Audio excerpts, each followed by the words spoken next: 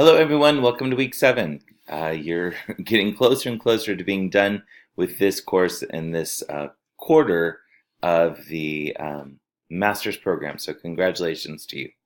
So the focus for week 7 is on instructional leadership and change and team development. So you're going to be looking at conflict in schools today and some of the reading that you do, and to talk about ways to remedy that. You'll also look at the types of conflict that happen, and then how to try and address conflict.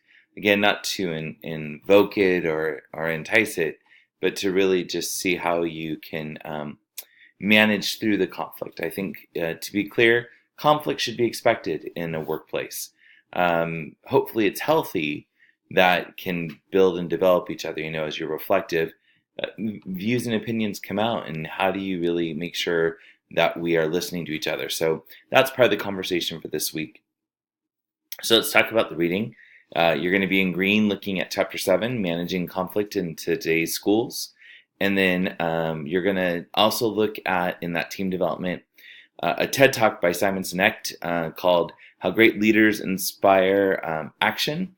Simon Sinek is the author of, I just want to show you the book, Start With Why. His focus is getting onto presenting to the team the why. Why are we doing what we're doing? Then going into the how to finally get to the what it's going to be that we're doing, but really giving a purpose to it. So that's a nutshell of his TED Talk.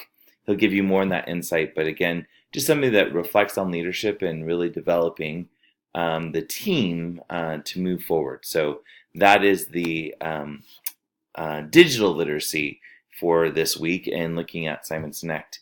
You do have a learning module on instructional leadership and change. And then the discussion board for this week, I'm not going to open it up, but it really is asking you to take on that principal role as a middle school principal. So that reminder to you, the admin credential that you're working on says you can be a principal from that TK kindergarten up until the 12th grade or high school. And with that, if you don't have experience in middle school, hopefully building this leadership credential and master's will make you ready. So I want you to take on that middle school principal, and you're dealing with reading across the curriculum, whether it is including the reading and an intervention within all curricular areas, or doing an intensive pull out. So there are 2 different camps going on at the school, and you're going to take a stance for what you think you should do as a leader. Remember to cite your resources, whether it's the work of Green or any of the authors from articles that we've read. Your first post should be done by Thursday of this week, 11:59 p.m., and then your response to 2 peers is done by Sunday of this week. So that's the only discussion board for the week. You do have your optional Christian message with Dr. Maxwell on the attitudes in being a difference maker. And then the reminder for you coming up is your collaborative group reform presentation. I'm going to just pull up, here's the synopsis of what's expected. It's 3 students working on a problem, stating that problem, and then giving a reform strategy to help change that problem. You pretty much, in your 10 to 15 minute presentation, again, I will stop you at the end of 15 minutes in presenting. You need to state your problem and why it's a concern for the school, what's your vision and the proposed reform strategy, and how it's going to address the problem. Talk about barriers to accomplishing the vision with the pros and cons of implementing strategy, identifying a reasonable timeline and needed resources associated with the implementation. Again, right now, money doesn't need to be connected, but what resources do you feel truly need to be given to reform or change? And then prepare that presentation. Hopefully you're working in Google Slides or Prezi, so that way it's online, that you can all be collaborative with. The other thing that you need to be reminded of is that besides those elements, you do have an annotated bibliography. So there are 2 links, if I can just show you very quickly here. When you go to the reform strategy presentation and submit assignments, besides the link to submit the assignment and get to the rubric itself, you have 2 sort of examples on annotated bibliographies. So a reminder, it's going to be an annotated bibliography is in essence the reference page, but what makes it the annotated component of it is that you're going to give about 150 word synopsis summary of what the article overall is about, so it gives me insight.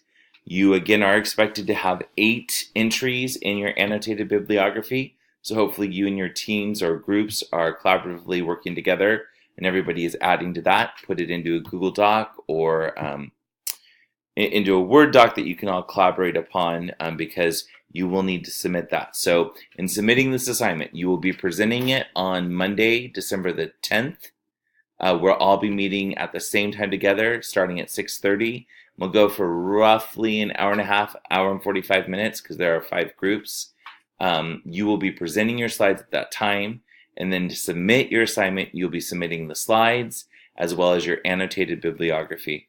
Just to show you on this sample, it does give you an example. Notice here it still follows the APA format for the actual reference itself. And then here is that 150 word summary synopsis of the article.